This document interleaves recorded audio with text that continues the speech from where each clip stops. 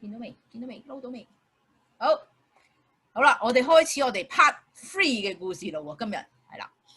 咁咧嗰陣時咧，有好多人咧都好中意聽耶穌哥哥講故事嘅，又知道耶穌哥哥咧會幫人醫病啦，會幫人驅鬼啦。但係同一時間咧，又有啲人好唔中意耶穌哥哥嘅，唔信耶穌哥哥係天父爸爸嘅仔仔認為耶穌哥哥所做嗰啲嘢咧，都係違反梅瑟叔叔嗰陣時嘅法律嘅，所以咧佢哋就要諗辦法去捉耶穌，去害耶穌哥哥啦。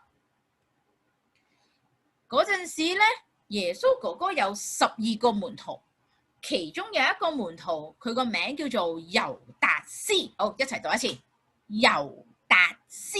係啦，呢個門徒咧，原來佢係非常非常非常中意錢嘅。佢竟然咧為咗30蚊就出賣咗耶穌哥哥啦。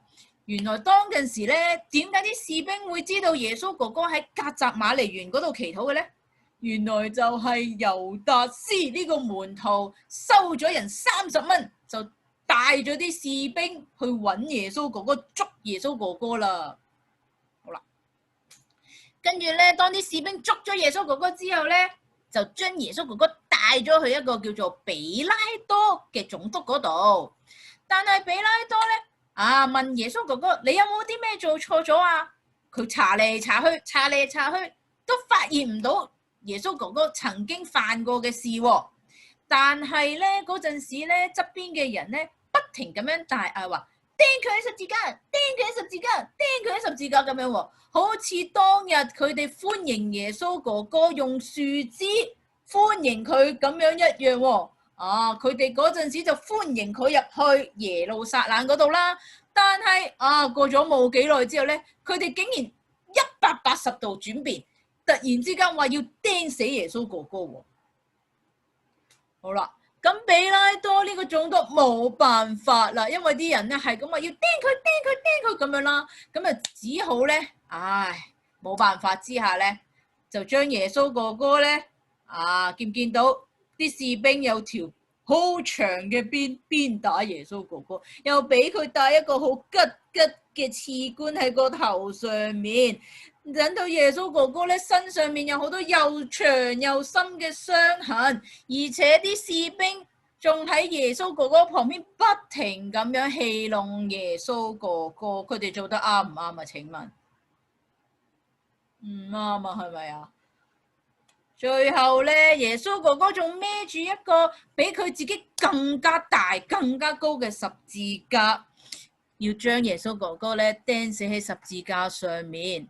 但係咧，雖然係咁，呢個時候咧，耶穌哥哥咧都仲冇嬲釘佢嗰啲人喎，仲唔單止添啊！耶穌哥哥喺個十字架上面咧，都仍然為嗰啲人祈禱，同天父爸爸講話。因為咧，佢哋唔知道自己做緊啲乜嘢，希望咧你原諒佢哋啦。哇，仲為嗰啲傷害佢嘅人祈禱喎。十字架上面嘅耶穌哥哥，隻手同埋隻腳不斷咁樣流血，佢越嚟越虛弱，個頭越耷越低，越耷越低。最後佢話：天父爸爸，我將我嘅靈魂交託喺你嘅手裏面。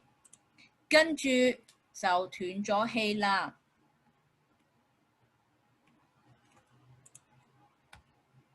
3日之後，有幾個婦女帶住一啲香膏去到耶穌嘅墳墓面前，但係見到原先嗰墓前面嗰嚿大石頭碌開咗，而且仲有一個天使坐喺上面。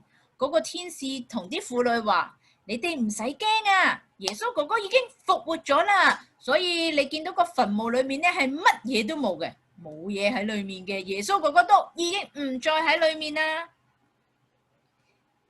跟住啲婦女好開心，因為佢知道佢哋所相信嘅耶穌哥哥原來真係天父爸爸個仔仔嚟噶。雖然佢俾人釘死咗喺十字架上面，但係佢可以喺死裏面復活，3日之後就復活咗啦，所以佢哋之後就好開心。